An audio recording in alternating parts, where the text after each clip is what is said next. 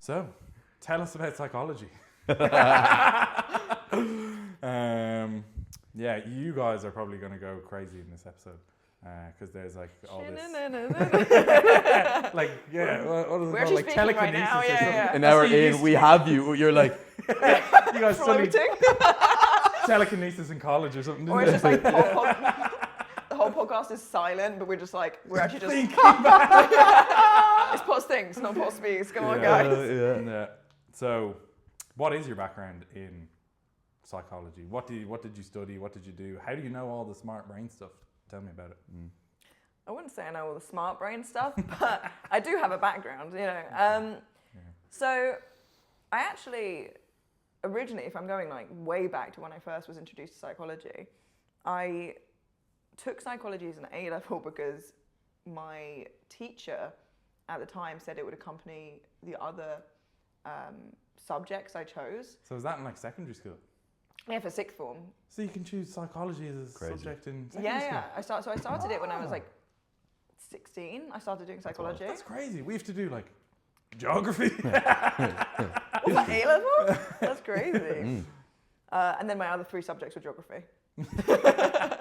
So I used it. I took it because I was like, I basically did English literature, media studies, and drama and theatre studies because I was very interested in acting.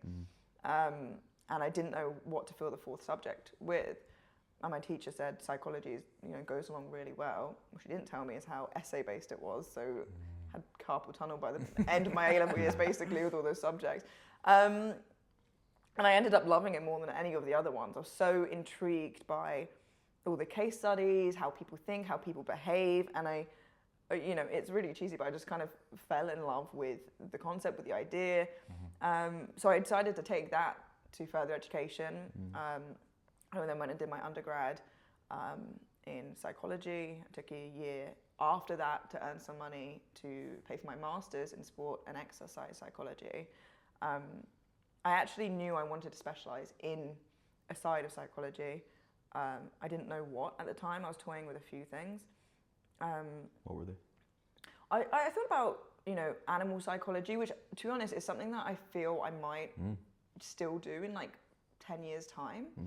I really do want to do another master's. Start with him. You got that dog in you? Yeah. It's a lost cause.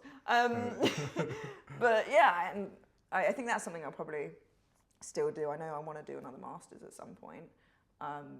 Why? I love learning. I know that sounds really dumb, but That's like the That most sounds smart. so smart. That's literally the smartest thing someone could say.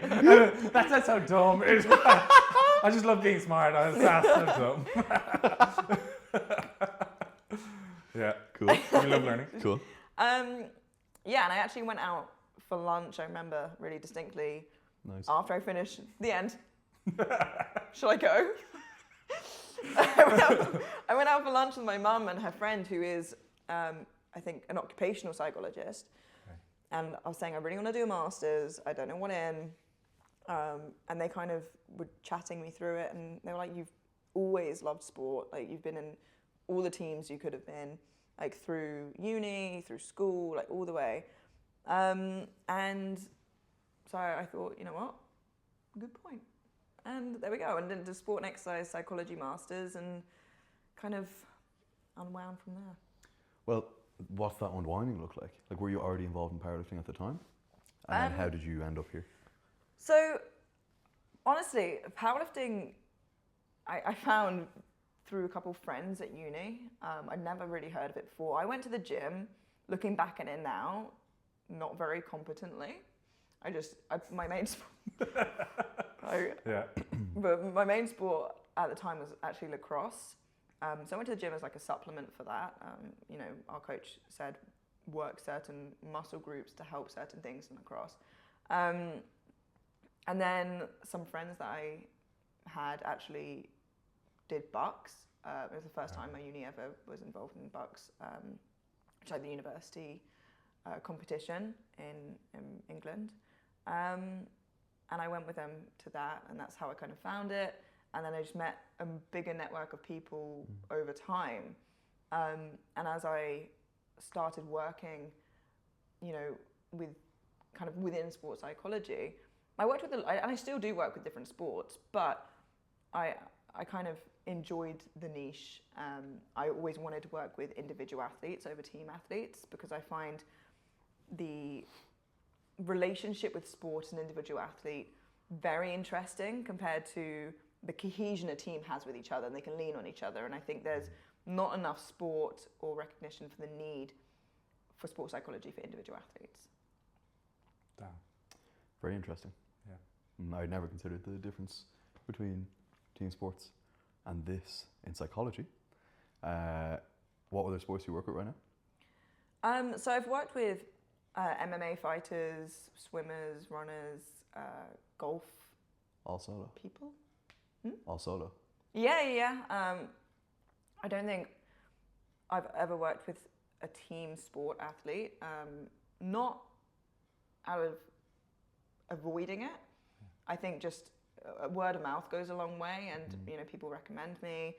I have friends who were on my master's course that now are like sports psychologists for football teams and things like that. So it's, they still work with athletes individually, but it doesn't necessarily mean it's the same process because, like I said, they've got teammates to lean on, and a lot of their work is relationship based sometimes. How much of those different sports that you named, like MMA and golf and stuff like that, how much of the work you do overlaps as like the same with powerlifting, and is there things that are like quite different depending on the sport that you're working with? I think the basis of it all kind of ends up overlapping in a very basic way. I end up working with the athlete rather than the sport, if that makes sense. But I do my best in sports that I've not participated in myself or am very involved in to do a little bit more research so I can understand the sport or what they're going through. But it ends up being quite similar, not necessarily the issues. You're not going to get a swimmer saying, I'm really struggling with my confidence on my squat, or on the platform, for example. Yeah. But you're going to end up talking about maybe a big thing with swimmers I've worked with is, not being able to push past that mental fatigue wall when they're swimming and, wanting to tap out. I think it ends up coming under the same umbrella. It's just being able to, for me, figure out the individual athlete and what the needs are rather than how that associates with the sport, if that makes sense. Yeah. Fascinating to know, are there like, is it like the same issues that you tend to face like over and over, say within powerlifting? Do you have like a couple of general problems that come your way that you see across like most individuals? There are definite overarching ones, like ones that, if you were going to make, what are they, those like word maps that there'll be the bigger words on there. Performance anxiety is a big one. He struggles with that a lot. I've tried to help him. Man, don't just throw the joke back at me. Like I pointed at you and then you said, you pointed, but you didn't say it out loud. So the people who are on Spotify, I got that one in for them. Is this a surprise session for one of you? At least you got it in. Yeah. Performance anxiety, I think arousal regulation. Should I go? Yeah. Okay. Arousal regulation. I'm just waiting for the next one. It's gonna be crazy. Crazy. No, I got it. Grow up. I didn't say Yeah, that. grow the fuck up. Grow What up. the fuck? Sorry about that. So unprofessional. Sorry. And I think balance actually ends up being a big one. I think a lot of people lose sight of, the percentage that powerlifting takes up in their life, and it can become all-consuming. And as a result of that, they neglect different kinds of recovery that they may not think about. So there's fatigue and recovery styles, like emotional fatigue, physical fatigue, social fatigue, for some people spiritual fatigue. And I think people very much focus on, am I eating the right things? Am I sleeping? Am I getting the right foods in? Which is very much like physical fatigue. And I think a lot of people overlook the fact that regardless of what it is, not just lifting, not just swimming or whatever it is, you know, one thing cannot be your entire life, because it becomes all consuming, and it ends up meaning that it has the power to make or break you. Yeah, absolutely. Yeah, we talk a lot about this. Yeah. I would imagine a lot of the things that we end up talking about, especially recently, are essentially psychology based, and it's just like I'm just making it up really, like. yeah. But even then, like, what you end up making up is, it has to be based in psychology if we're talking about how we optimize performance in a solo sport. And I mean, you're not really making it up as an athlete yourself. You know, you're going based off experience-based situations. So like, that is your psyche. Like, that is your experience. Look at you making me feel better. We got it. Secret session. You're so smart. Thank you. How much do I owe you? How much? So the things you're discussing there, and like the kind of overarching themes. Of course, for the specific sport, you can do a little bit of research, understand the like specific application of those overarching issues. But your understanding required to deal with these issues or experiences that are going on, would you say, you can tell us this because I don't know, but I'm kind of inferring something, that most of them are like just general psychology, or did you need your experience in sports psych academics to maybe apply the general psychology to sport-specific issues? Or could you have just gone from your psychology background and maybe make up the difference in years in reading or something? I think it can very much depend on the person. I think there are some people, and this is a conversation I've had with someone this week, and this was the opinion that they shared, that there is a big emphasis on, you know, occupational licensing and degrees and things like that. And in certain cases, having the piece of paper, I mean, I do have the piece of paper, but for some people, having the piece of paper doesn't mean that, you know, you have the skills necessarily to display them. I think, you know, do you guys drive? Yeah. He doesn't. What are you talking about? I taught him how to drive. Yeah. You know, when you pass your test and you learn, and after you've learned to drive, and you feel like you end up becoming so much more comfortable and learn more after you've got your license. Yeah, like how to drift. Yeah, how to drive on the wrong side of the road. How to watch read. So many skills. It's kind of, I feel like it's kind of like that. It's probably like that in a lot of branches, where you end up having a lot of textbook information and then learning to apply it.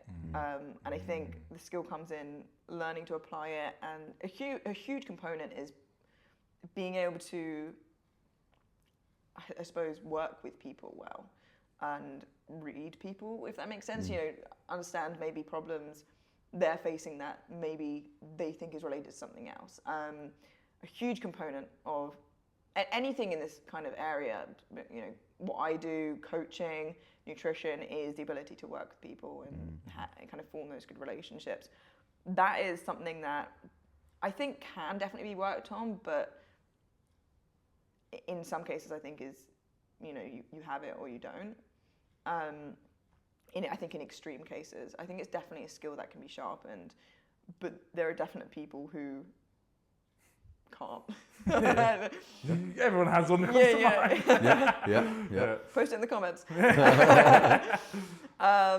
So it's interesting. I think there's a case for both, depending on the person. I think there's a great importance, in my opinion, of continuing to teach and learn yourself, continuing to teach yourself and learn things.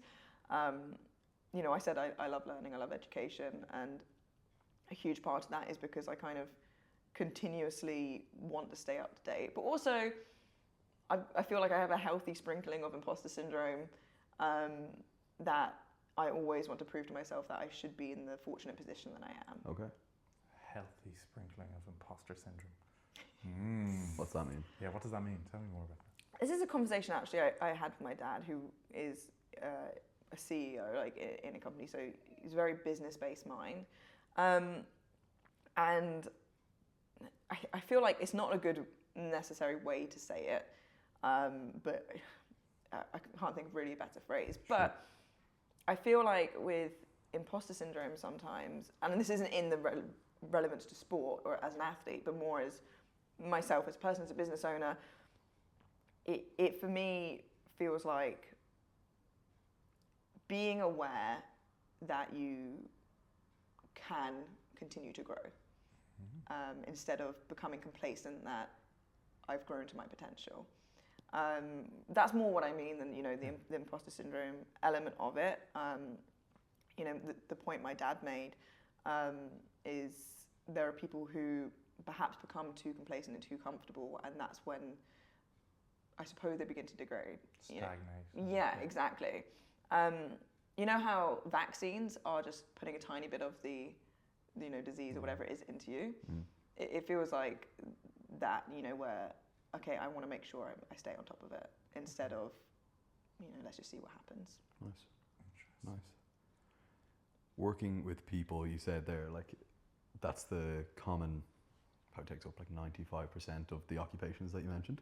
How much of powerlifting coaching, because you work with a ton of powerlifters, I imagine, is a large percentage of your clients.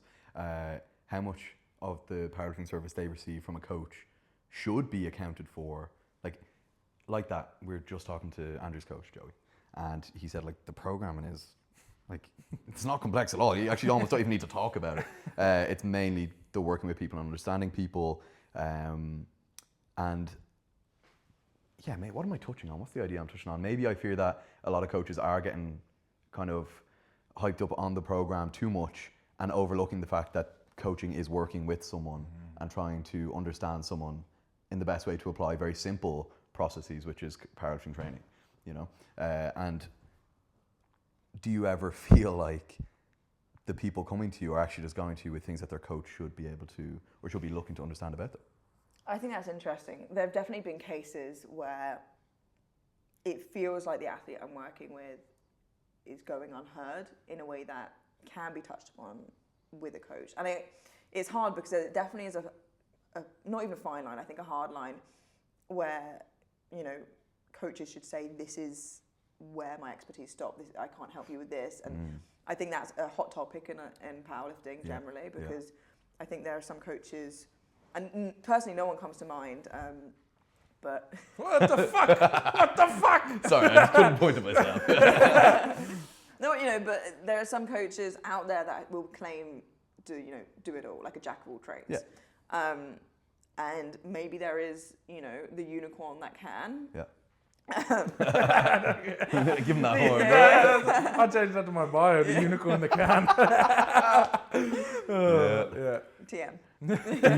Yeah, you're a unicorn. I don't know where you're going with that one. Anyway. You alluded to some, like, a hard line of where the expertise should stop. What would be some examples of that? I think... If you have them. Yeah, I mean, I think there have been coaches who perhaps try to, dip into their toes into kind of every leg. There's, you need help with, the psych stuff. And I think to a certain degree, they can dip into each one.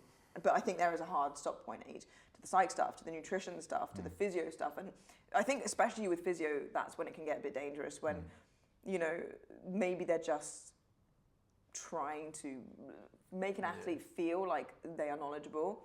But I think the best thing coaches and any type of coach can do is really say, that is a good question. I don't know. Let me speak to someone else, or let me get back to you on that. Yeah. It shows that you're willing to grow and to continue.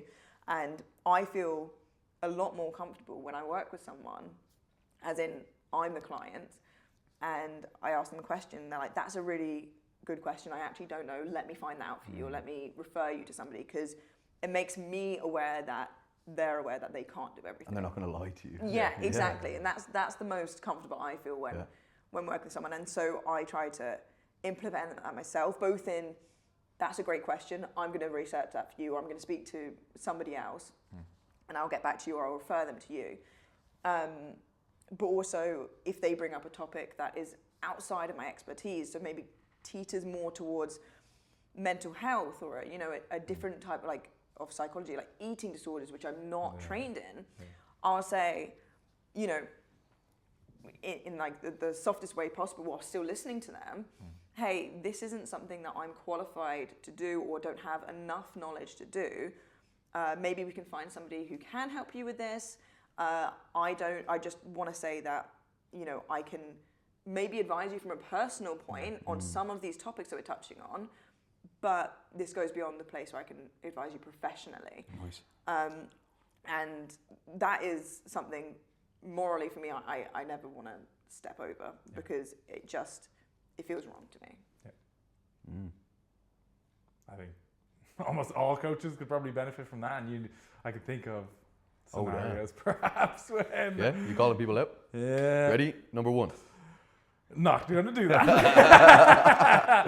But you get like a waffly answer, and you could... Yeah, I think people have like a good bullshit radar. You know when someone's waffling about something that they don't really understand. A lot of people don't though, and like a lot of people are vulnerable that their coach is in this like power position or authority position, and they're going to trust what they're saying. Especially, I don't know if age comes into it. There's a lot of like coaches coaching young people as well, where of course it's like this older, knowledgeable person, do you know what? It's funny you say that because there was a really long period of time where I was working with athletes that were older than me by like a good amount, and it felt strange to me that I was advising, not for any reason, but I was like, are they going to take me seriously because I'm so much younger than they are? And they do, and they, you know, 9 times out of 10, 99 times, you know, out of 100, they do, and you know, is a privilege that somebody who has so much life experience can put their trust in me. But there definitely is that element of, again, that small amount of imposter syndrome that makes me aware that is something that I need to kind of stay on top of, to be like, okay, I deserve to be helping you. And deserve to be trusted with the help I'm giving you. Yeah. Very interesting. What are you thinking? Looks like nothing. I'm just trying to get smarter. That's crazy. Yeah, that is crazy. That is crazy. I'm thinking, okay, what are some of the, like, for all coaches? Yes. What are some of like the core skills or like attributes that like all coaches should have then? Because as you're saying, they can dip the toe in the water a little bit. What are the main like foundational things that coaches need? We spoke about before, obviously, what are some elements that I feel like a lot of athletes come to me with.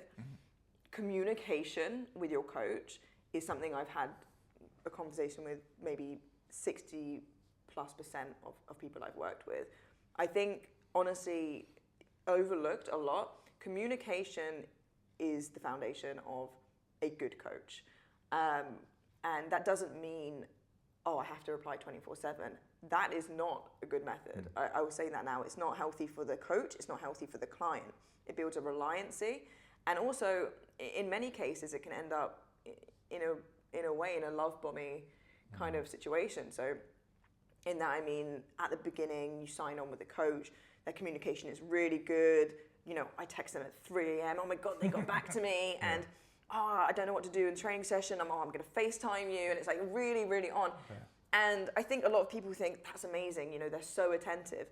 And once they have that, I don't say, but like hook in them, they're like, okay, I can dial it back now. The communication gets worse. I think the healthiest way of having that communication is steady. From the get-go, setting the boundaries. Hey, whatever those boundaries are for you. Hey, I work these days, these hours, these are the check-ins, like how I want to do them, making sure you're on board and making on the same page with it. And being able to be somewhat collaborative. I think there are a lot of athletes who want to take more power in that relationship than they necessarily should. And the same with coaches. You know, it's like any relationship, the percentage changes at any given time. A coach says, this is your program, this is what we're doing. A client shouldn't feel scared to then say, why are we doing this? Or that makes this uncomfortable, or reach out to them in any sort of way.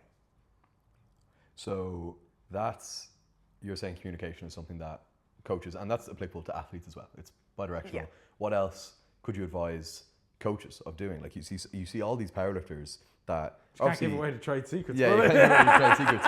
Yeah, it's like I don't want Yeah, people no, to keep coming to me. Don't get rid of the problem. Yeah. Keys. If What you- are all the problems people are having? Get more Do you have this problems, guys. problem? You come to me.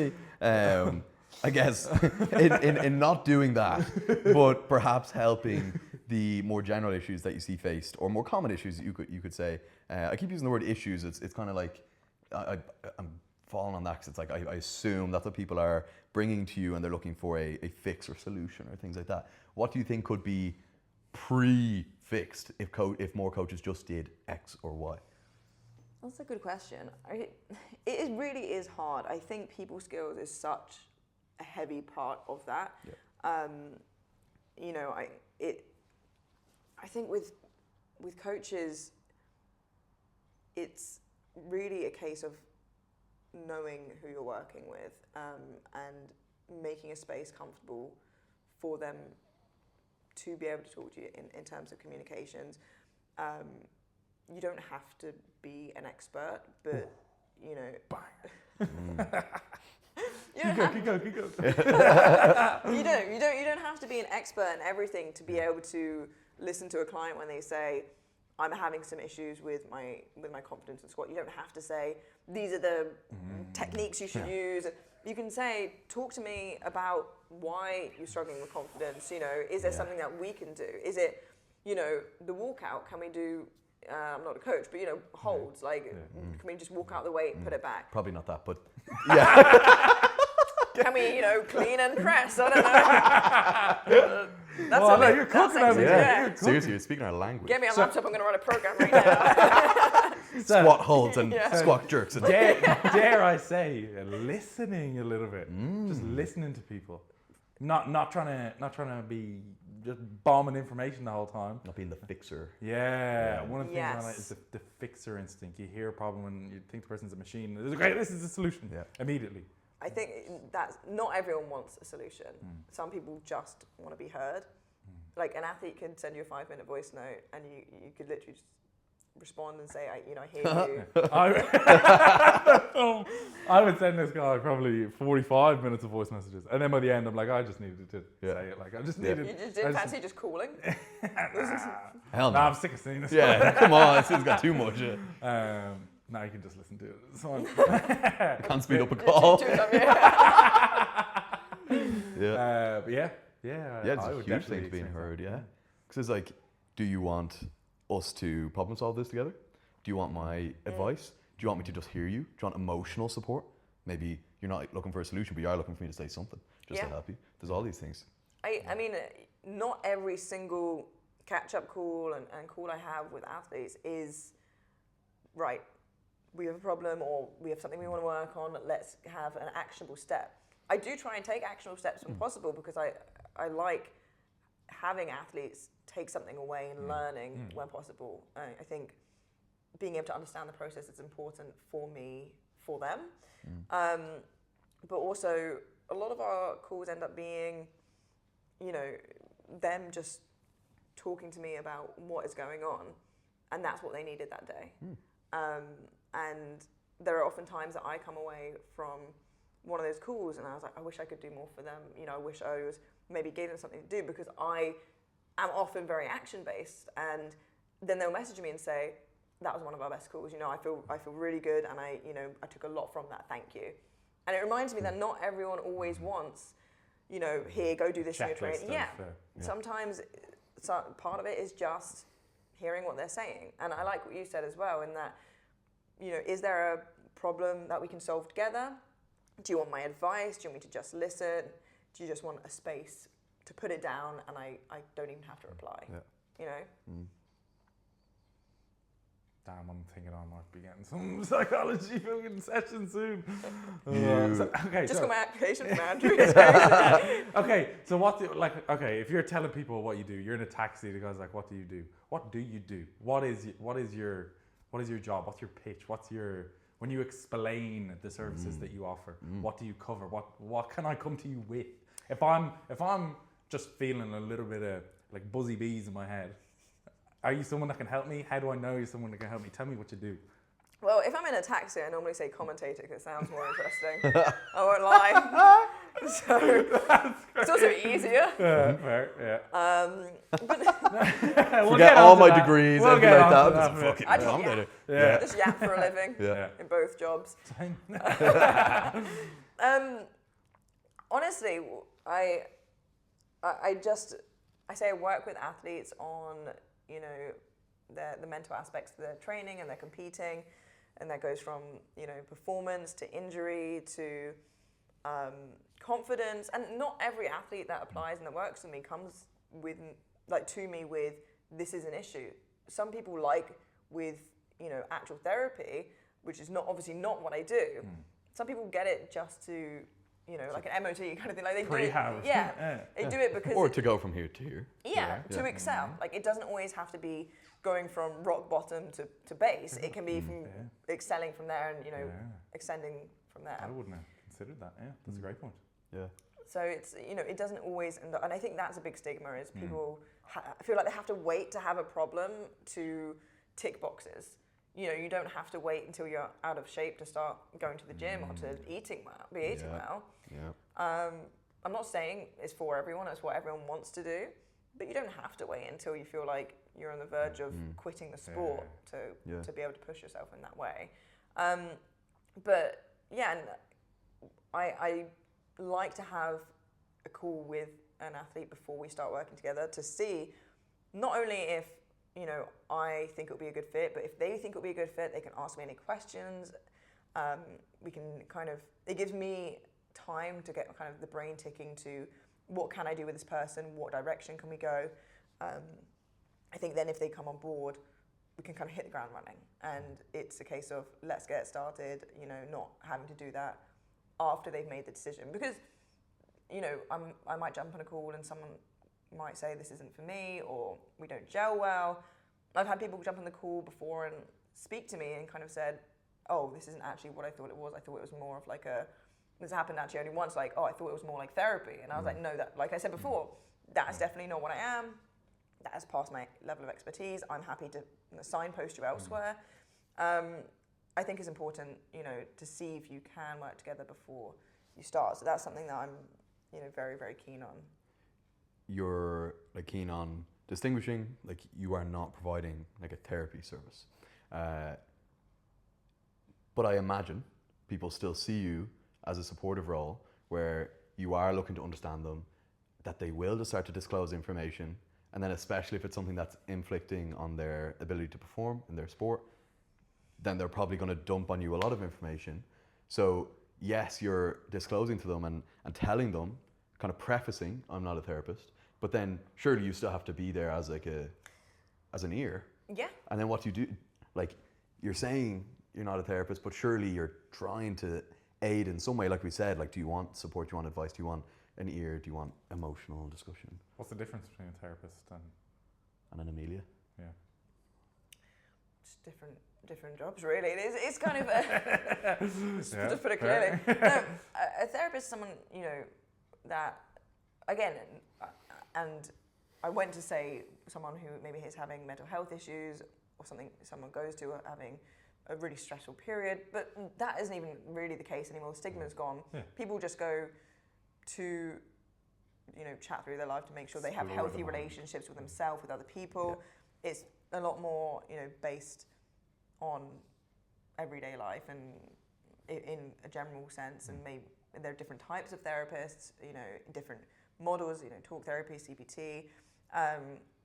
There's like a lot of different routes they can go.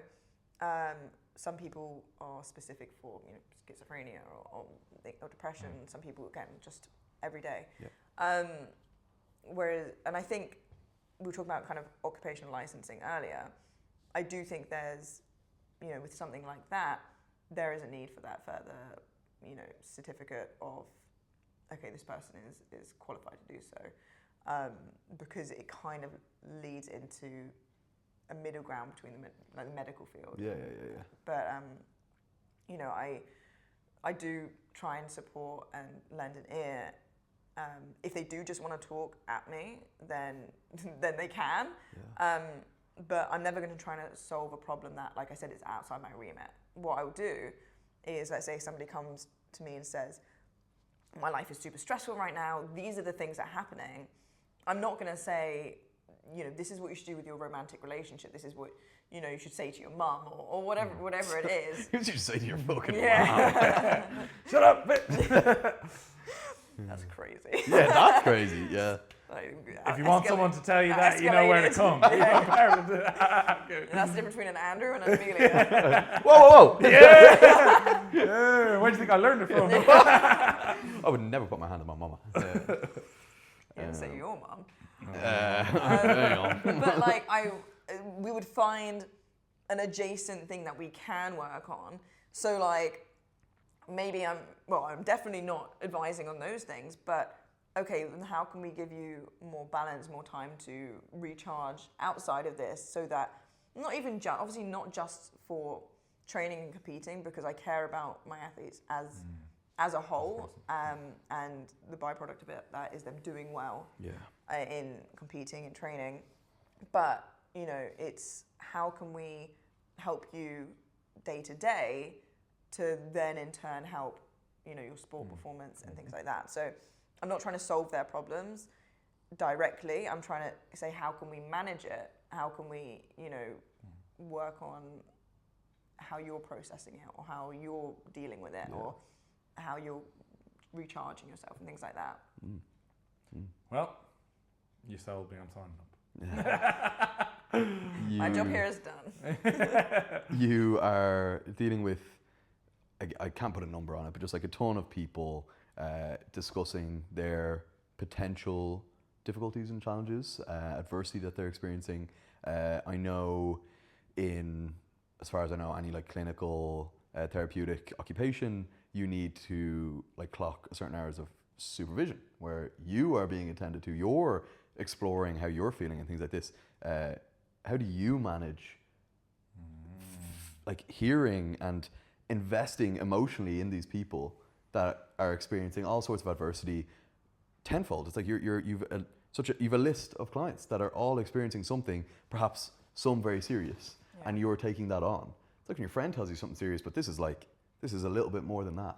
How are you managing yourself and your own well-being throughout all that? It's always Potts thinks, never Potts feels. Yeah. Yeah. Oh, that's what this is. That's why we're here today. It's a session for you. You get a session. You get a session. It's definitely something I struggled with more at the start. Regulating those emotions. And funny enough, I had this exact conversation, with somebody earlier. So I won't have it with you. All right. But no, so it's something that was hard because right at the beginning, because it was hours of that, and it isn't always hard-hitting stuff like this is what's hard in my life, but it's inevitable that at times that is what the case is going to be. Yeah. It's I think a skill that has to be polished to be able to kind of say to yourself, and switch off a percentage of your emotions before doing so. Not so much that you don't care. I care immensely about everyone I work with. I like to still check on how they're doing after, we stop working together, because it doesn't stop when I stop working with them. We work together. I care about how they do now. But there's a huge element of it that is being able to detach yourself. And I think there's a fine line, doing that in an unhealthy way and a healthy way, within just getting rid of your emotions and just being able to regulate them. And I definitely have been through all of them, not being able to regulate them, detaching a bit too much, and then being able to regulate them. And I'm in a really good place now where I can do that. And as a result of that, I can take that into my own life and regulate my emotions quite well. But there are still calls that, when there are athletes that I clearly care about are going through really tough times, that the call ends and, it's a deep breath and, you have to... Back to reels. Yeah. That's why I'm Yeah. But it's I'm not going to be woe is me, but there are definitely some times where it's hard to be in this role and not have an ability to care a lot about the people you work with, and as a result, there are going to be, you know, double-edged swords where when they are struggling, you have to stop yourself from feeling that as well. You know, I am a very empathetic person, and my mum used to say to me that it's my superpower. You know, it's a superpower and it's a curse at the same time. And it was, for me, a curse for before I got into psychology, it was a curse for me for years. And really, actually, working in the role that I do is what allowed me to turn it into a superpower. Why was it a curse?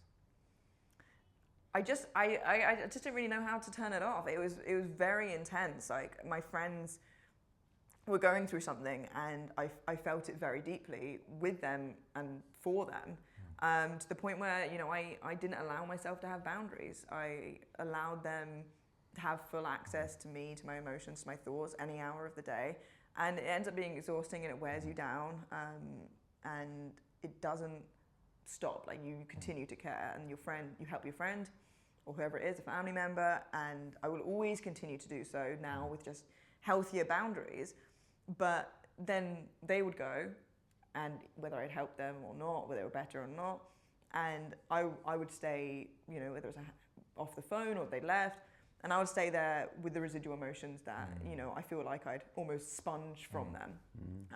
And so that was a part of my life where I felt like it was a curse. And it was, I mean, I'm very grateful to have that, and to have been through that. But it was a part of my life that, you know, I had to go through and had to experience to know then how to use it in a better way, or to feel it in a better way, or regulate it. Did you figure all this out yourself? Like, have you had any help through mentorship, through friends, peers, colleagues, resources, therapy, books? Books are my only friends. Yeah. Oh, tell me about books. I love books. I think an amalgamation of those things. It's hard to pin it down to one thing. I do think, you know, there was a stubbornness in me, and, you know, I've gone through a lot of my own mental health issues. Something I'm very open with, you know, that I'm happy to always speak about. I think it's it's important to a certain degree to be transparent, and it's, especially mental health is a very important thing in my life. It's not, like I said, it's not in the work that I do, but it's definitely adjacent. Yeah. So it's something I feel very, you know, passionately about. Powerful. I'm so powerful. Charge me up.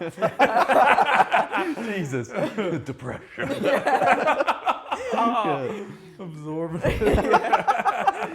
Tell me how sad you are. That's my secret. I'm always depressed. You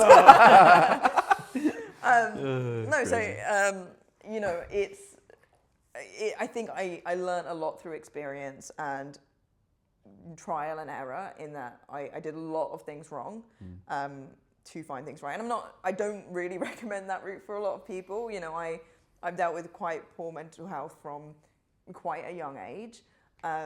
Like, you know, maybe from 14 to 26, it was like a journey. And a lot of it was trial and error, like a whole bunch. And it was through learning more about other people's experiences, comparing them to myself, being more open, which is why I like to be so open about it, because for so long it was something that I tried to figure out inside my head. And this is why I think having a space just to rant or just to speak and saying, like, I don't want you to say anything, I just wanted to say it, is so important, because that was the experience that I had. And I started listening to other people's experiences and sharing mine, which felt quite shameful at first, which is, again, why I encourage myself and other people to do it, even if it's uncomfortable at times, only when you feel comfortable enough to do it. But I think there was a lot of help from hearing other people's experiences, and then therefore feeling comfortable enough to share mine. Yeah, I like that. It's I find it quite a interesting and now enjoyable phenomenon, the resistance you feel to admitting something emotional to someone that you feel comfortable admitting it to. Do you ever get that? Like, you know, when you're upset and it's like, you know when you're not crying, but then you know if you say it you're going to cry. That is like jumping into cold water. But it's like so relieving, so cathartic when you do, isn't it? Yeah, I don't want to pry, but I'm like interested to hear more about Like, the journey from 14 to 26 that you mentioned. Ask about it, and you know, if I don't want to answer something, I won't. Yeah, you don't. So there we go. What were the main things that you struggled with? I don't answer. I don't answer that. That's really disrespectful. Actually, I can't believe you'd ask that. That's way too personal.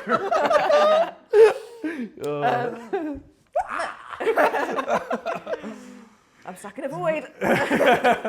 It's okay. Go on.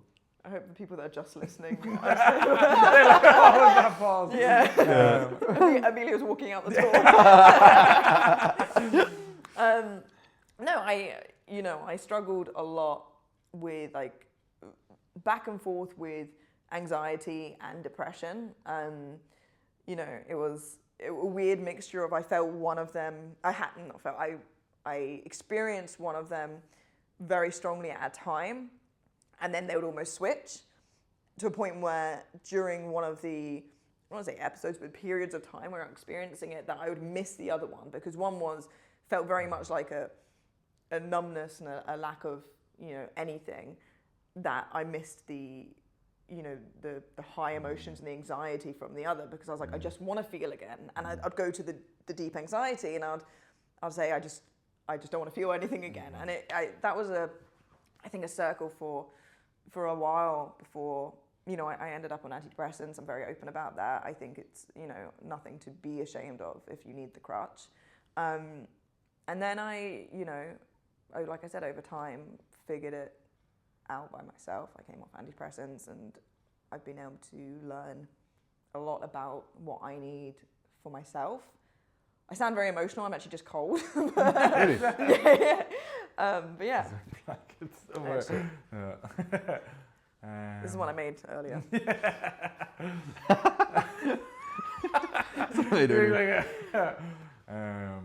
Okay, how would the anxiety manifest?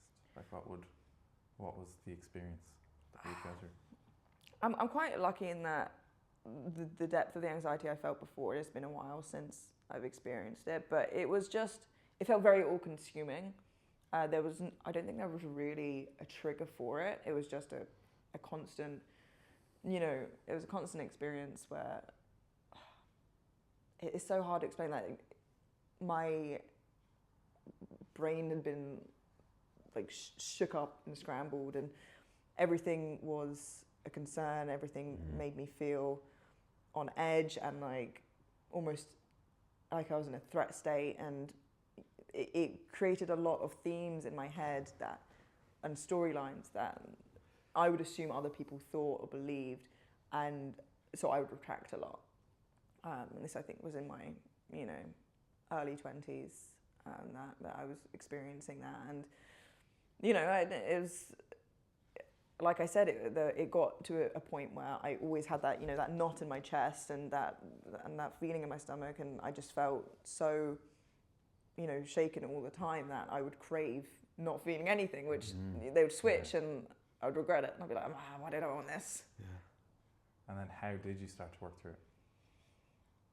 I think I just learned more about, I think, the thoughts and how much weight I should give them. I found a lot of comfort in logic, give myself logic basing, which it didn't work at first. You know, I think people assume you try something and it's like, that's the thing that works for me. It's reminding myself that a lot of things I was anxious about or depressed about were things that I fabricated, and I was assuming with the perception of other people, or that was the reality. And it was learning that the reality is what I give it, and you know, and it was kind of, and I'm human. I still experience emotions, to like varying degrees. Like I'm not always happy, but it's understanding now that if I do get anxiety or go one way or the other, that I have the ability to say, okay, well, what is this? Let's isolate this thought. What is this thought that I'm experiencing? Is there logic founded in there? Like, why am I experiencing it? What is it coming from? And continuing to come back to it, because turn the light on. It's not a scary monster. It's a coat on the back of your door. Turn the light on. Good. So would a lot of these thoughts be about like interpersonal relations, or like the perceptions of other people, or like is that what it like would like? You don't have to go into specific examples. I'm just trying to. Are you asking if it was like social as opposed to like? Yeah. We mentioned performance-based anxiety, or like like, school-based anxiety. I'm just trying to understand. Yeah. Trying to understand like the types of thoughts that would come by. Or Yeah, I mean, like I kind of said before, it wasn't always thought-based, which is what made it really hard to pinpoint a lot of the time and get those thoughts. Like it felt like catching butterflies with a net and a hole that had a hole in it, because I was like, oh, that's not it, and I grab air or something. Yeah. It's crazy. It's just too much. Yeah. I ate all those butterflies. But yeah, there definitely were thoughts that developed, I think, as a result of feeling that way, because I was in that heightened state so often. And I think social environments did definitely, perpetuate it, because so many... It's almost like my brain was trying to figure out every outcome that could happen to make me feel safe. Inside Out 2 explains it really well. I know that sounds really dumb, but I've actually told a good few people to go and watch Inside Out 2 to kind of understand what anxiety is trying to do for you. Great movie. It's a great movie. And it's trying to figure out all the bad things and good things that could happen, so you're prepared for them. But in some people, it just goes into overdrive, and it goes too far. Yeah. And that's what it felt like. It felt like, what if this happens? What if that happens? And it's going to be, and it felt like, okay, there are 99 potential bad things that can happen and one good thing that can happen. Yeah. So it feels like the probability is low for it to be good. Yeah. So I always feel like the outcome's going to be bad. Yeah. But it was generalized anxiety disorder, so it was just overarching. God. Yeah. God damn. God. Did you develop any... I was going to say tricks, but tricks sound so dumb. I can pull a rabbit out of a hat. Did you develop any... catch butterflies. Any... Badly. Tricks is the best fucking word I can come up with, to be honest. Did you develop any skills, like if you found that you were experiencing those emotions, that could help shortcut the time to process it? I think if I was able to, catch those butterflies, I find the thought that was directing, the anxiety. I think I would just, like I said, I would try and figure out how based in logic that was. So, trying to think of an example of like an anxious thought of, so like something trivial like, my friend hasn't replied to me for X amount of time. They're angry at me, or they hate me, or, I've upset them. Yeah. And it's sitting back and going, okay, well, what is the probability that maybe they're working or they're at the gym, or that, like, if I backtrack, have I said something to upset them? And if so, a conversation could probably fix that. I can just ask them, what can I do? I can either message them and prompt them, or I can wait to see X amount of time if they reply. And I would build a logical story, a realistic story in my head versus the one that was trying to be built by the anxiety, saying they probably hate you, you've upset them, and feeling that anxiety build of, what am I going to do if, now I'm not friends with this person? And so it's kind of catching the thought and going, okay, let's just slow down. Like I said, turn the light on, see that it's not that scary monster in the corner, it's just your coat, and go, all right, well, this feels more realistic. If it isn't the case, I will deal with that then. Yep. And it's a case of, I deal with it twice, thinking about it now and dealing with it then, or I deal with it potentially once. And it's telling yourself that you have the choice to deal with it either twice, once, or If it goes well, not at all. Worry is putting a down payment on a problem that you may never have. Yeah. Washing dishes that aren't dirty yet. Yeah. Don't try wash tomorrow's dishes today. Dishes that aren't dirty yet. Trying to clean them today. They don't exist. They're not dirty. Yeah. Another one. Fuck. Yeah, I was going to say don't wash your feet before you leave the beach, but it's not that, because that means you're still going to get sand on your feet. That's I hate sand on my my feet. brain is trying to comprehend. That helped me process and understand the example of how, like, of what it would actually look like, and then how you would deal with it. Because we do talk a lot about that. Like my favorite book is The Four Agreements. I don't know if you've heard of it or if you're familiar with it at all. But one of the main rules is don't make assumptions. Because that like the way when you describe that anxious situation of a friend hasn't replied to me, immediately then I could start to relate to it, and like those kind of similar experiences that I would have had, and that definitely is something that would have plagued me a lot. The trying to, like, the Doctor Strange, trying to see 1 million futures, and then when you have like a million tabs open in your brain, and you're like default focusing on all the bad ones, and imagining all the worst case scenarios. It's like, it's not a nice feeling at all. But for whatever reason, this book and the way that they explained don't make assumptions, and all the reasons why it ends up being more harmful than beneficial when we do make these assumptions.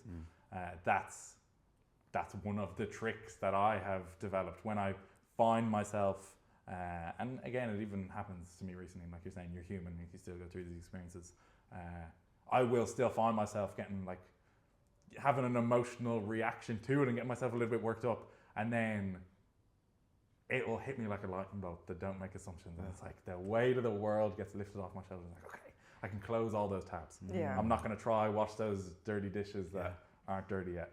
I'm not going to put that down payment on the problem that doesn't exist. I'm not going to create an issue that isn't there, because that's what was happening. I was just creating issues that didn't exist, and believing them, and then I would create the worst story possible and then believe it. And what ends up happening is you get in the spiral of you do that, and then you find any piece of information that will corroborate and support it.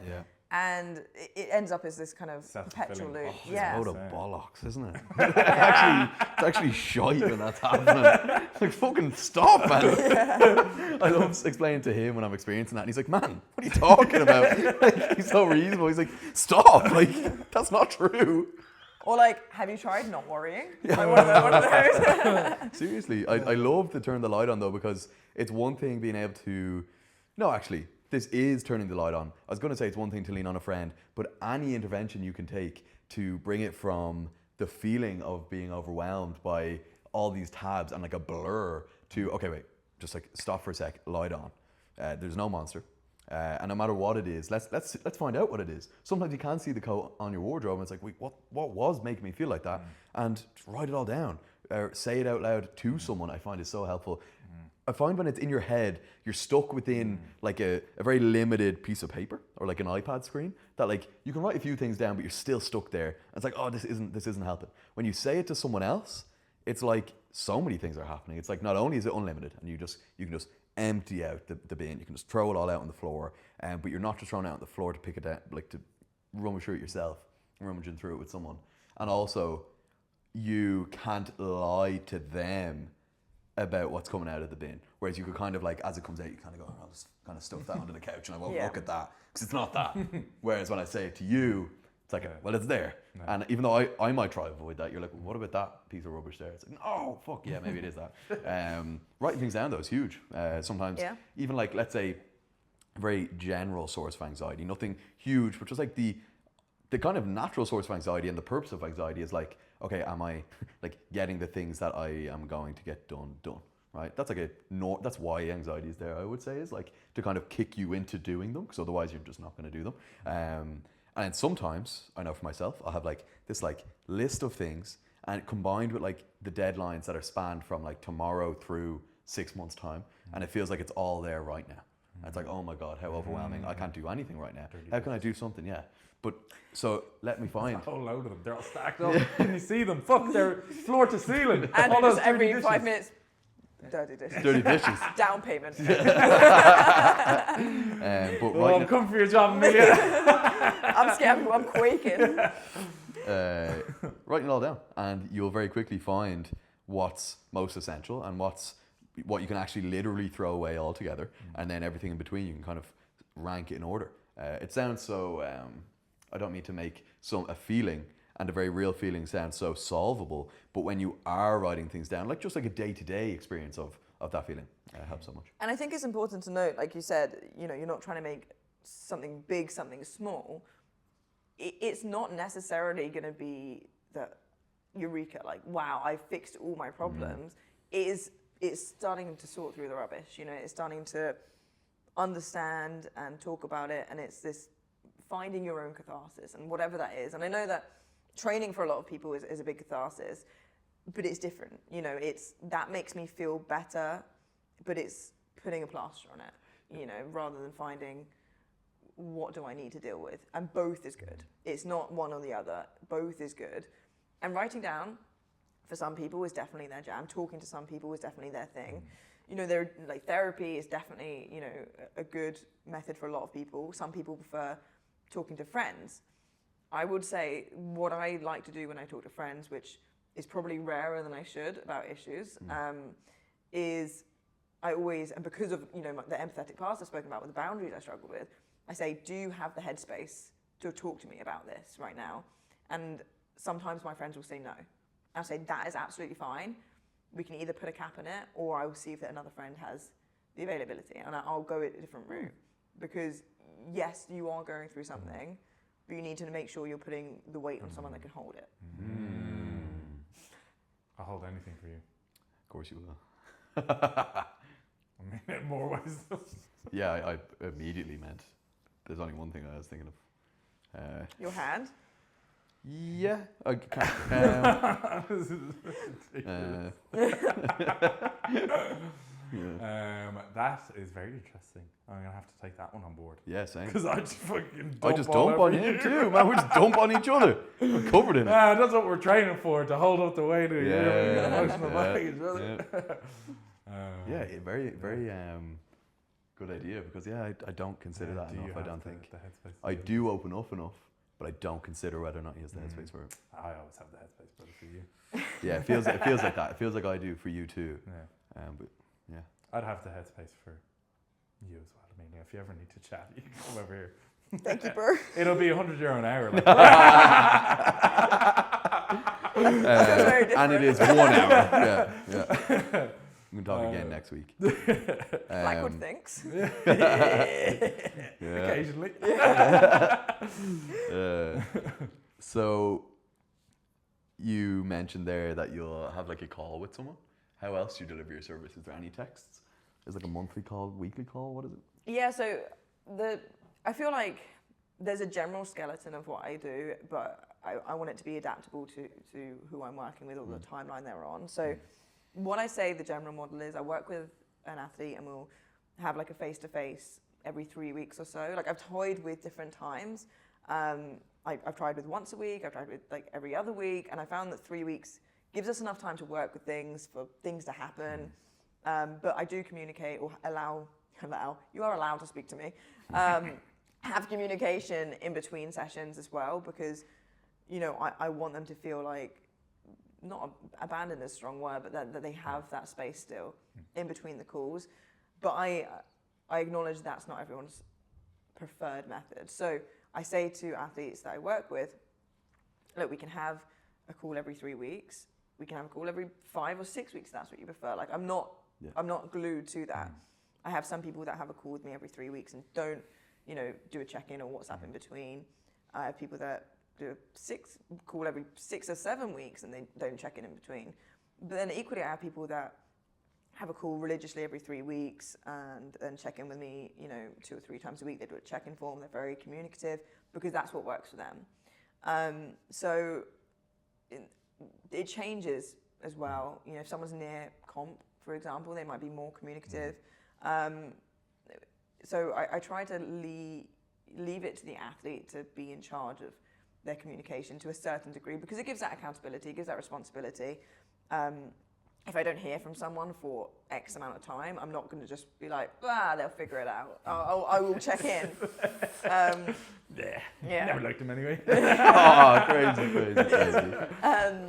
But yeah, like I won't just leave them to their own devices, but I do encourage them to, hey, check in with me, you know, if and when you want, book your calls, but you know, I'm not going to leave you 3-4 weeks high and dry without like any word from me. But I do really encourage, hey, you know, I'm here for you, for what works for you. In the same way as, you know, I've spoken to clients before and I've said, you know, what kind of,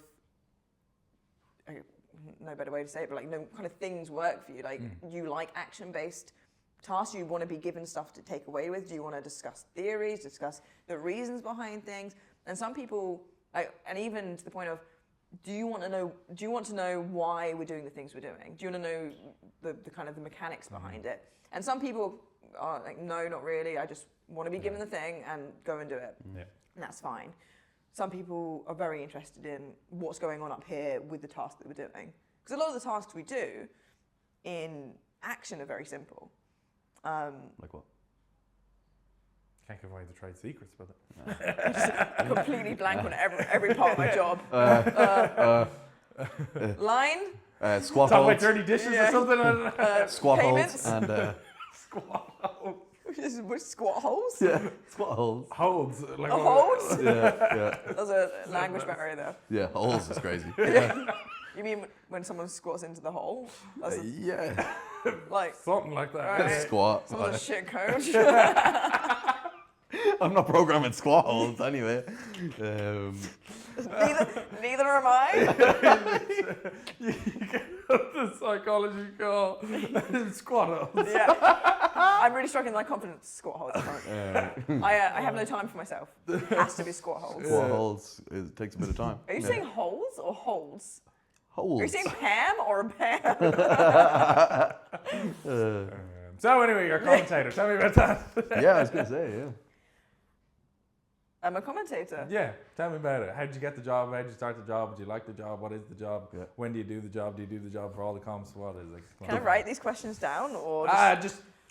just start talking and then we'll go from there. So how did you get the job? So, weirdly enough, I was asked by Ryan, so Six Pack Lapidat. You know, we'd met at a previous competition. It was Turkey, 2022. So you were competing there yourself. Twins. Yeah. And I was there and I was sitting in the crowd, and it was when Gavin was commentating that year as well. Yeah. Special guest, Gavin Aiden. Yes, sir. And as a commentator, which I know much more now, especially when there's only two of you, especially with Junior World, which is 12, 13 days, it's equipped as well. Very, very long days. You know, your days can be up to 12 hours long.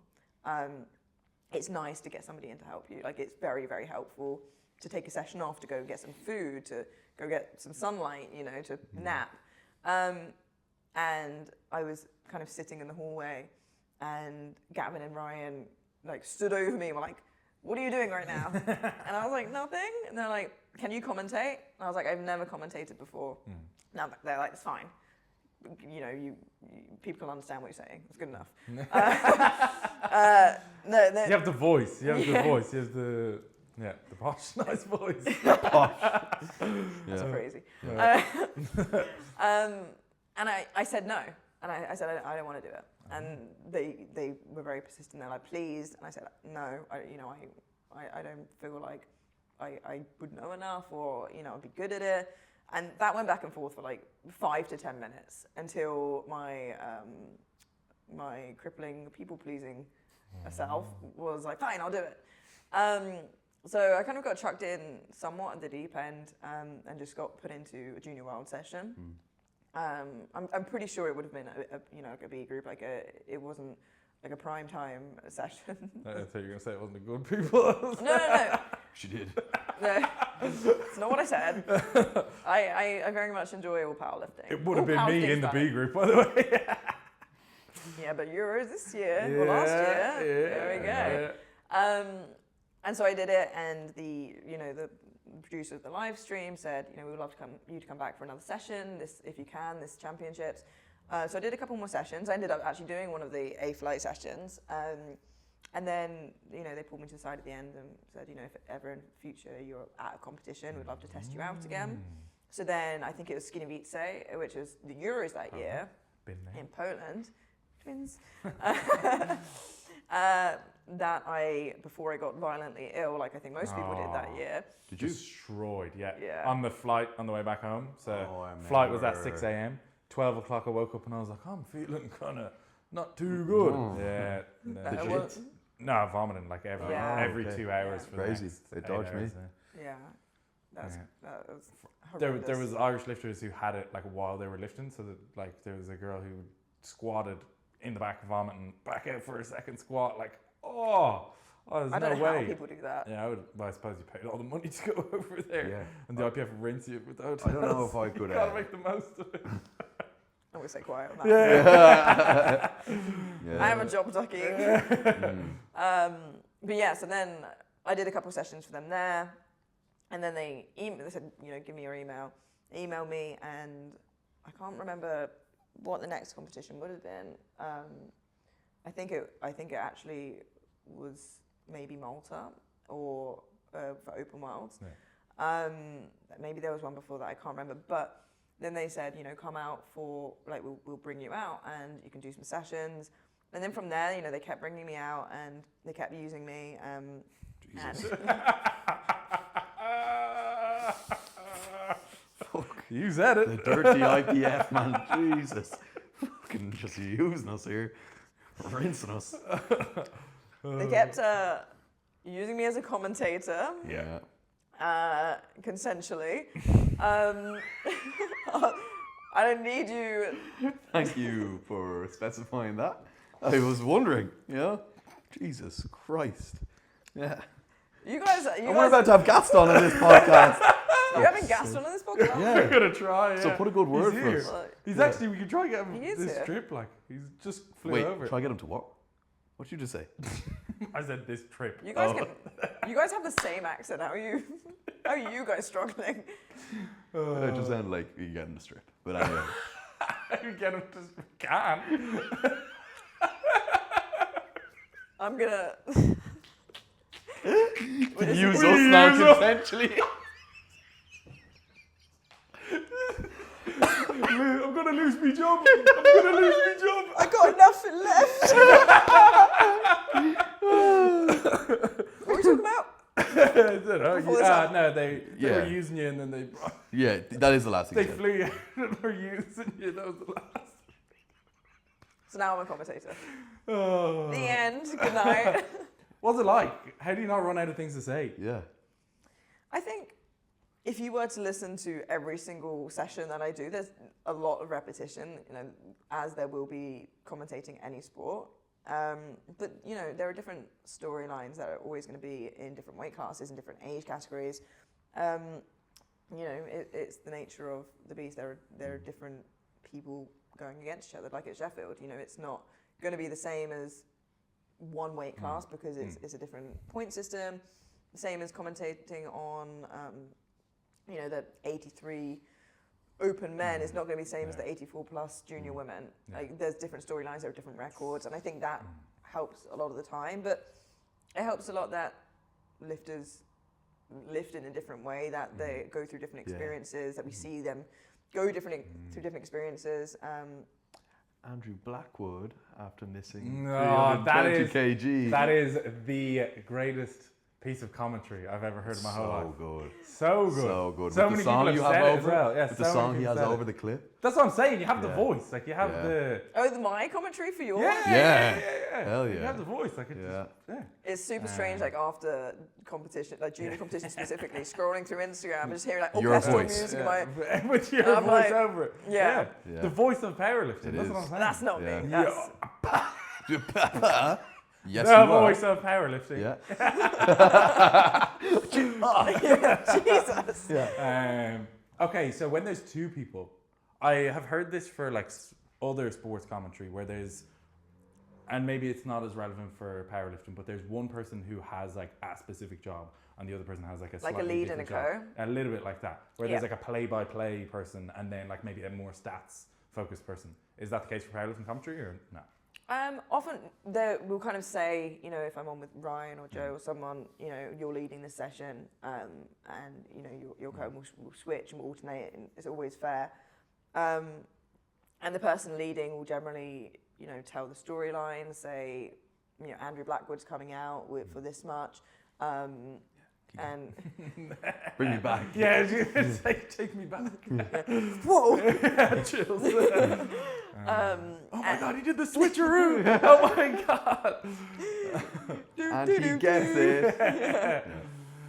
The crowd go crazy, Team Ireland go crazy, and can you blame them? No, you can't, Amelia. No, Is that you what I can't. said? Yeah. I have listened to that piece of audio probably 1,000 We times. play it for schools. Yeah, we Did go you around to schools.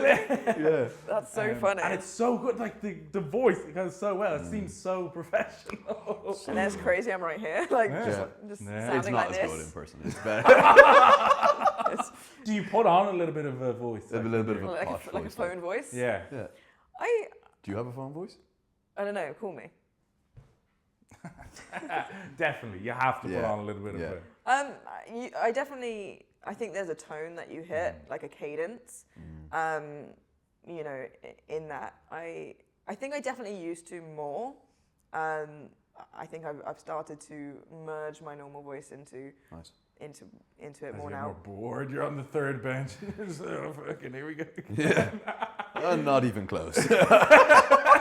No, do you know what I love? Didn't leave Is his when they're chest. like, not today. You can't say not today. Come on. Do you ever try to throw a bit of comedy in there? Like, you know. I get texts often of disappointment and disapproval when I do dry and drop comedy. And Really? Ah. As in you're not funny? Or yeah, as in it's you normally can't do Nathan that? Jabal that texts Ah, me. He's like, come on, bro. Come Come on. Yeah.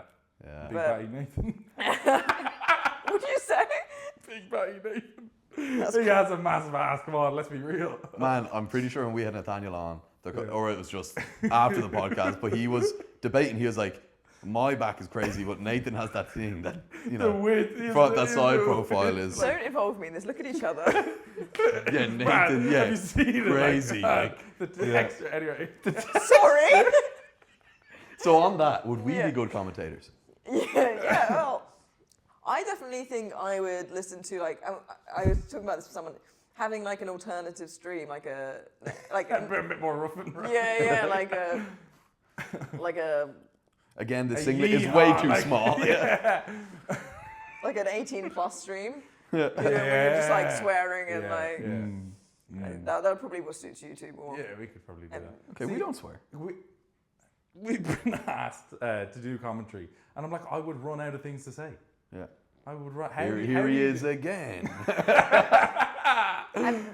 Have you tested it? Like, have you trialed? Yeah, Maybe just I watch meets and I go, oh, I'm tired, man. I wanna go. But you switch on so much when you have to. Yeah. I think the How much do they pay? Yeah, you don't. So we're taking your job. yeah. Oh, damn. Dirty dishes. Rent or something. Yeah, it's like, you know, they have soundboards. You just hit Yeah, like yeah. different, just different quotes. Lights on. Yeah, not today. It's very hard to, sympathetically say someone didn't get their lift Yeah, in yeah. different ways. Yeah. Yeah. You know. Ooh. Is that one of your soundboards? Yeah. Ooh. Oh, Yeah. I'd quit lifting if I got one of them. Yeah. That's like, I don't want to say how bad that was. Yeah. Have you ever slipped up? Have you ever had an oopsie on the stream? I've never sworn on the stream. I think I've actually been very lucky in that I don't think to memory. I've had a slip up. I think I've been very conscious of the fact, especially as I was newer. I was like, I feel like I'm in a big trial period, and I kind of want to keep on that. You know, I'm being. I could be dropped at it. Not saying I can be, but like, The you know. healthy sprinkle of imposter syndrome. There you go, soundboard. Soundboard. Dishes. Renting. Is this a song coming on? No, I think the worst I do, which I don't think is necessarily bad, is like one way or the other, I think that was definitely good. Or like, the that commentator's curse. It's like. tough. Or like the other way around, like, I don't know if that was deep enough. And I'm like, 3 white lights. And then I've had people come up to me and been like, you said it wasn't deep enough. And I was like, but you proved me wrong. Wouldn't you prefer it was that way around? The commentator's curse is hilarious. Yeah. When they say something, like someone has to get it, and then, ooh. I know, and we say it like every time someone does something like that, especially with, especially if it's a guest commentator, you know, like I was originally, and they're like, no one's missed a lift yet. No. And literally, the cameramen, the producers, they like say you guys commentate. Like they all turn around and they're like, "What'd you say that for?" And it's very funny, and it does put a little bit of pressure on you until they get it, and you're like, You almost don't want to say anything. It's like, if he gets this, it will be good. That's I would not know what to say. How did you know what to say when you were like when you did your first session? What did you just say? I think what I said then is probably very different to what I say now. I think I did what I could with what I had. I was, explaining for you, like saying things like, for those of you at home who don't normally watch powerlifting, and maybe a family or a friend kind of tuning in, this lifter is doing like low bar, and this is what low bar is, and explaining parts that I can understand. Rules or just saying like personal comments like Nice earrings. Yeah, for Spain. Genuinely like look at them funky socks. Yeah. I think I said for Dominic Tyrell, the guy with the when he in Romania, I first saw him deadlift, I was like, that's crazy. A snazzy setup, isn't it? It's just like you can, to a degree, just say what's on your mind. Yeah. Maybe not you two. Come on now. No, she's right. Yeah. Okay, Can we get like a clip of what commentary with you two would sound like? Man, we would just start talking about something else. Yeah. I would be like, we need to get him on the pod. I'd be like, so I was reading this book earlier, and he was talking about dirty dishes. Maybe like, did he get that? I forgot to clean my dishes this morning. I would just get distracted. I'd be talking about what's on my mind. Give it a go. Say someone's squatting right now, like pulling for them in. I don't know. Okay. I'd be watching them squat. I'd be like,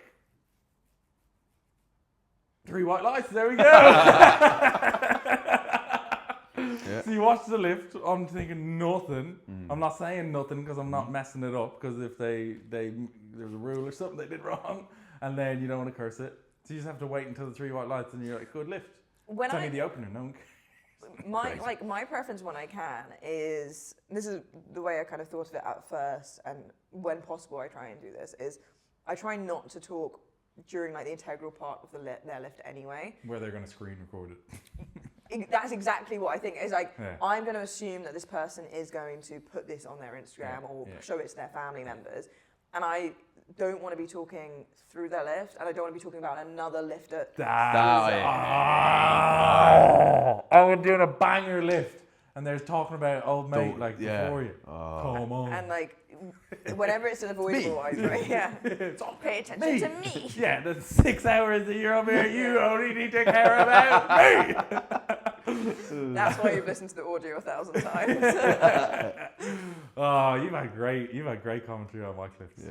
Yeah. I think, does it get easier the more you know a person? After you've seen them at a few. Like Sheffield has to be the easiest one. Because there is the big storylines. I think if it depends if you know them as a lifter or as a person. I think there's a little bit of like not nerves but apprehension when you know them personally. For me, I in the moment I never think that, but like for you, example, for you, like I know you guys personally. That afterwards I become very final conscious. Year's a junior. So old. I've become very conscious of the fact of like someone I know, like face to face is going to listen back to what I've said about them, and it never stops me saying what I'm going to say. But I do, You're somewhat it comes conscious back. of it. But I think something like Sheffield, things like World, where those storylines are very obvious, it's a lot easier because you have the battles that you know of. You know what people expect from it. those are definitely the easier ones to do because there's already a story built for you. Do you have to do much research and stuff? Not really. I think because Fuck them. Stupid juniors. I'll figure it out. But like, for example, Euros this year for you, I wouldn't have had to do any research for you because I've seen you compete so many times. Too many times. 1 million years as a junior. But you ever just fuck off? But like, you get like the more you commentate, even if you don't know a person, you end up recognizing athletes. And then if there is a new athlete, it's good because you go, I know this person hasn't competed before. Oh, this person's new to the scene. It's, you know, they come in really, you know, hot and fast. They're really strong. You might know. You might know the team members and the coaches and stuff, and there's some like some background there. What? I heard that. I hear people talking about like, oh, here's the coach. It's X, Y, Z. Oh, yeah. And, Some coaches always come up to me. Will you say it about us now? Yeah. Oh, yeah. Yeah, they're 'Cause like, we're going to be We'll be coaching now. coaching. Yeah. huh? We're- Oh yeah, we'll yeah. be They're like, coaching now, they're like, oh, mention me on the live stream. You can say my name on the live stream. As requested, Andrew Rowe is coaching. Well done, Andrew. It's like, you know, at a restaurant when it's your birthday, you have to stand up in your chair. Now everyone say happy birthday to Andrews. You share a birthday now. Yeah. We should have it to Andrew's birthday. Yeah. Like the start of the podcast. Yeah. You know, a birthday party with all the previous guests. Oh, that would be amazing. Yeah. What if we have guests that have like beef with each other? Maybe we should Record try it? We should try and manufacture beef with all the guests. So you have to talk shit on the last person that we had. Okay, damn. And you're commentating, Jeff? No, so Sheffield, I'm doing the interviews, like the, I guess, like face-to-face, like sideline interviews with the athletes. Did they not know we're available? Yeah, they thought you'd be too expensive. You know. They were right. Yeah. Yeah. So it's nice. It's very different to what I normally do. Have you done any so far? I did last year, Cool. but the questions, the interviews are live during, and then there's a bit of like chat about Sheffield and predictions and things like that. We do right at the beginning before it starts as well. With who? Who are the interviews with? So Ryan and I would do the intros. Ryan and Joe Whiteley do the commentary, and then the interviews will be with myself and whomever the athlete would be. Lift, like people lifting. Yeah, like, you know, in like sports, like they'll pull athletes aside and you know interview. Is this like after they've just hit their squats or something and you're pulling them? Oh. You had a stinker there. Jesus, man. Did you ever hear of a white light? Did you read the rules? Or? Damn. And do you choose who they pull, or is it predetermined who you're going to chat to? Can you prep a little bit? I think it's 24 lifters. Like it's not too much work to prep in case of any of them. Like, you know, what records they might hit. We base it on how squats go and who we think is, you know, who's going to be interested. Yeah, Who if someone's just broken a record, like, exactly. or whatever it might be, the storyline might be, we'll talk to them, but very cognizant of the fact that they then have a short amount of time to then go warm up for bench or for deadlift. We'll give you a dig out as well if you need like a... Yeah, realistically, if you need we can someone just cool to talk do to, it. like, You know what I mean? Yeah. I'll talk to Andrew. We'll interview each other. Like people are just walking by us, so we're just laughing. There's no camera, there's just you guys and a mic that's not attached. We actually don't even have a podcast. We just recorded. Not filmed any of this, just having a chat. Camera's not even on. So this has been nice. Yeah. Damn. Okay. What does the future look like now for Amelia? Commentary wise. Yeah. What comps are you doing in the Otherwise, next? Are you doing training-wise. Malaga? I will be in Malaga. Are you doing Luxembourg? No. Oh. Can we Gaston on the mic? For the lifters. What do you mean? Shout out to my boy Gaston. Like, right, I'm going to say that when we get him on. Yeah. So what's the future holding? She's like, my job. We will never make it to the Olympics.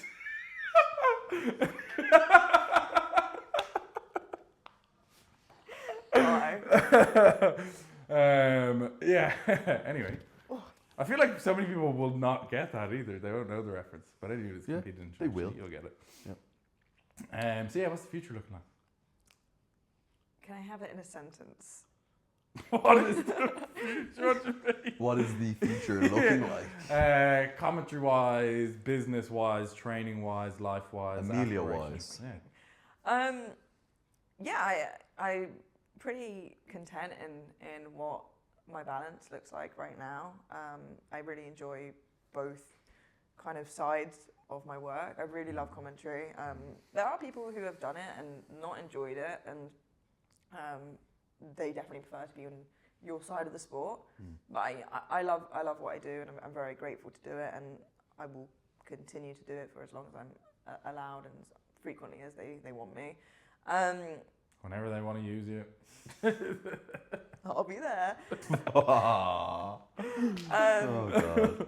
No, I'm very grateful for the fortunate position I'm in with the great athletes I get to work with, and the commentary and the experiences, the people I meet, and I hope it continues in that way. I hope to continue to grow, obviously, but I just want to continue pushing what I'm doing right now. Like I said, the future, like very far in the future, I don't know when, I want to go back to education, whether to further what I'm doing particularly now, to a certain degree. I know we've spoken about that in the past, or take a different route. But right now, in the next few years, I want to keep pushing the business, keep helping people, keep working with people, and help grow the sport as much as I can from my tiny corner of the world.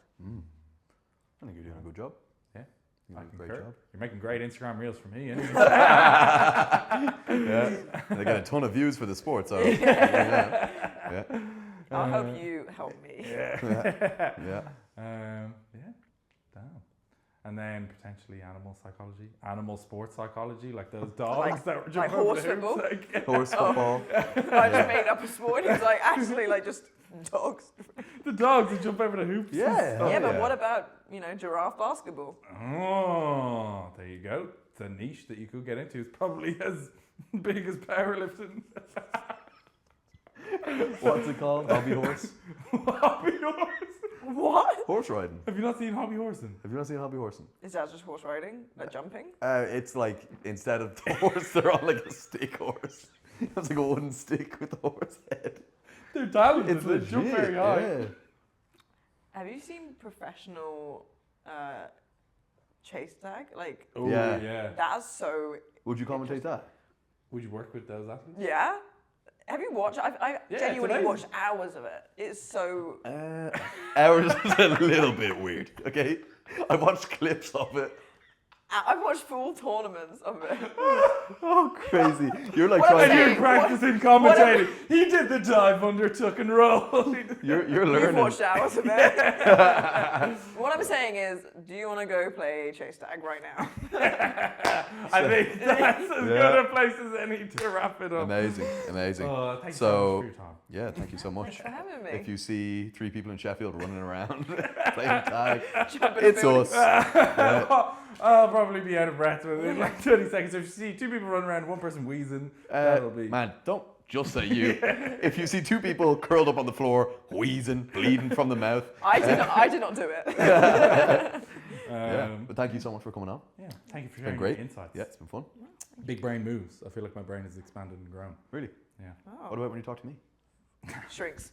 Drinks? Crazy. Yeah, have that effect on. Goodbye.